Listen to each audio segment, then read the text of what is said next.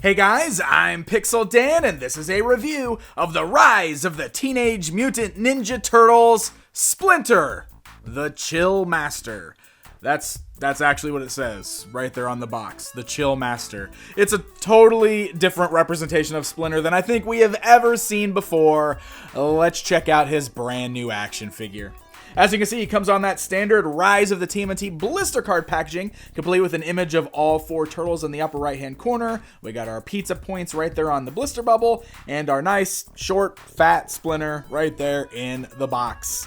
When we rotate this around to the backside, we've got an image of Splinter from the series with his bio that states, once human, now a mutated rat, Splinter is an eccentric mentor to his turtle sons, training them in the art of ninjutsu. Well, when he's not watching game shows and Lujitsu movie marathons. Yep, he's a lazy guy this time around. Weird characterization, I definitely agree, but let's check out his action figure. Let's see what it's all about.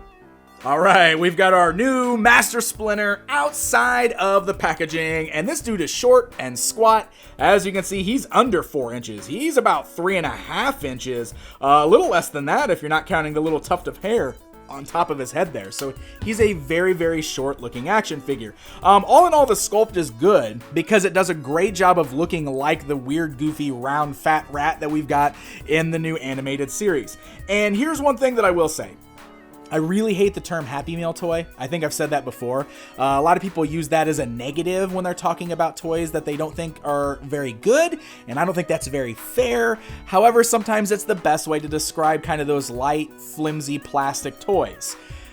Luckily, I thought this guy looked like he might have a bit of that Happy Meal toy syndrome, but he doesn't. He is a very solid, very hefty figure. If you look under the robe there, you can see he's got a full solid body. He's got these articulated legs.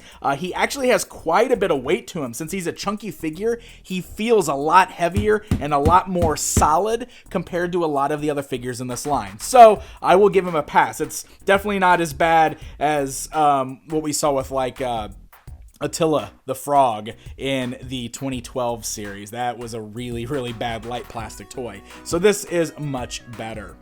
Let's talk about the articulation, because you're not going to get a lot out of a short, squat little sculpt like this. The head does have the ability to turn left and right slightly. That is hindered by the sculpt of the hair and everything coming off the back.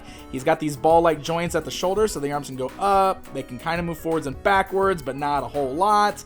That's all the articulation you get out of the rest of the arms. You can swivel him at his waist there a little bit, and then the legs can just move forwards and backwards, but they are greatly hindered by the robe. The bottom portion of the robe is a bit soft and pliable, but still it's not going to give you a really wide range of movement.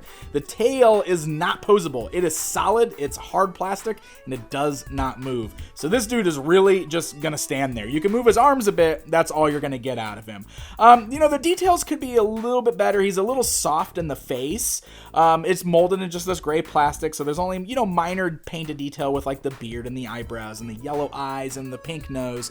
But all in all, it's a pretty good representation of what this character looks like in the new series. So as far as his accessories go, he does come with the same throwing stars that we saw with the Turtles. You're not really going to get much out of that. I mean, he can kind of hold it in his left hand. His right hand is a fist, so yeah, you've got those. But his next accessory is a little better, a little more iconic. He's got his little staff. I actually like this quite a bit because they made it really big and it's a nice sturdy plastic. So, getting him to stand there with his staff, his little cane, that actually looks pretty cool. It's a nice look for the character, but this is a fun little extra that I thought was neat.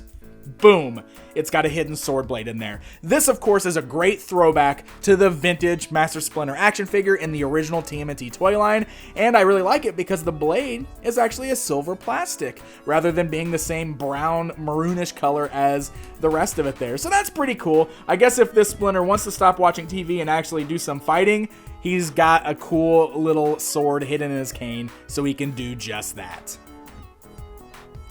Alright guys, it's comparison time.